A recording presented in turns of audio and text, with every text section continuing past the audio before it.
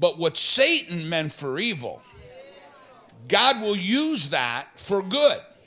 There's not a young man that a mother brings to me and says he's got an anger problem, or my son or my daughter's got a drug problem, that I don't know that God can do a miracle. Not only a miracle, can take anybody, drug addict, anger problem, violent problem, police problem, and get them invited to the inauguration of the President of the United States. Do you understand what I'm saying? God didn't make me a drug addict, but what Satan meant for evil, God will use it for good and give you a testimony.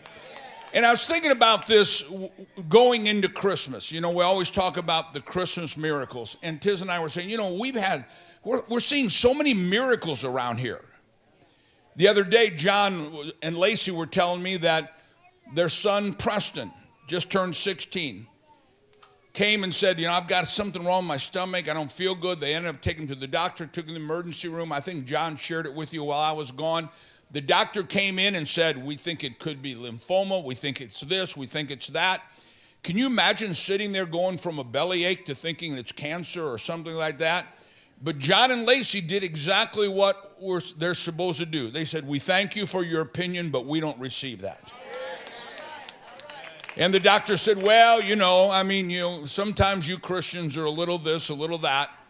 And it sat on. They had to go get more tests and everything. And John and Lacey kept saying, you know what? It's just going to end up being an infection. That's all. It's not going to be cancer. It's not going to be this. And the doctor called back a couple days later and said, I want to apologize. You were right. It's not cancer. It's not this. Everything's fine. And I said, you know, why would we have to go through something like that? That young man and those parents, whenever somebody comes and said, I just heard my child has this or that, they're going to be able to say, no, no, no. God's going to turn that around because we overcome the devil by the blood of the Lamb and the word of our testimony.